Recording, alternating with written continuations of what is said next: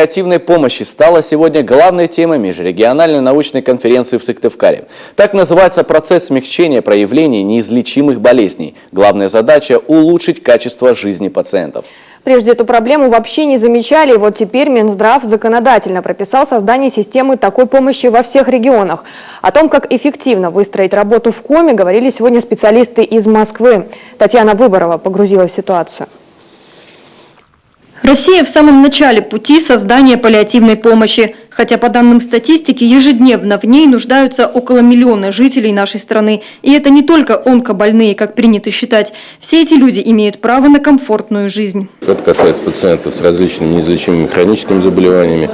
В эндокринологии сахарный диабет, диабетическая стопа, в пульмонологии бронхиальная астма, терминальная стадия, хроническое обструктивное заболевание легких, в неврологии это рассеянный склероз, состояние после нарушения мозгового обращения, в ревматологии это деформирующее повреждение опорно-двигательного аппарата.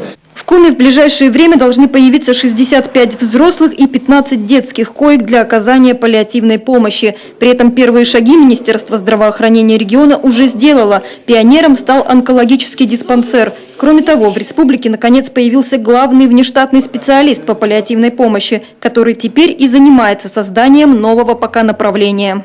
По республике планируется организация 3 отделений паллиативной помощи в Печорской, в Усинской ЦРБ и также в Сосногорской центральной районной больнице. И также койки на базе хирургических отделений в центральных районных больницах.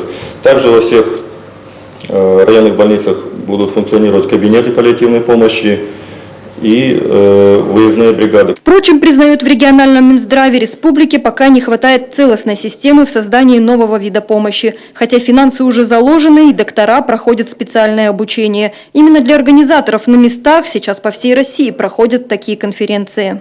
Если, скажем так, пациентов с любой различной, скажем так, патологией можно маршрутизировать и собрать на любую базу, допустим, да, то есть самые тяжелые случаи мы вывозим на базу Коми республиканской больницы, то, скажем так, люди, страдающие определенными недугами, сами понимаете, что такое паллиативная помощь, они не должны отрываться ни от своих родственников, ни, скажем так, от обычного места жительства. Тем не менее, они должны получать медицинскую помощь. Тем, кого излечить от заболевания уже невозможно, важно облегчить мучительные симптомы. И большую роль тут играют противоболевые препараты. Правда, во многих регионах наркотические анальгетики получает далеко не каждый нуждающийся, потому как выписать такое лекарство непросто. И тут, считают московские эксперты, вина как раз чиновников на местах. На российском уровне за последние 2 года эта процедура значительно упростилась. В жалобы субъекты поступают, что вот заставляют делать то-то или сложности в выписке, связанные с тем-то, а в федеральных приказах этого нет.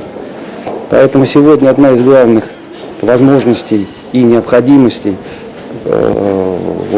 облегчения ситуации и в первую очередь облегчения состояния пациентов, которые нуждаются в назначении опиоидных анальгетиков, это приведение в соответствии с федеральной нормативной базой тех приказов, которые субъекты, например, в Республике Коми.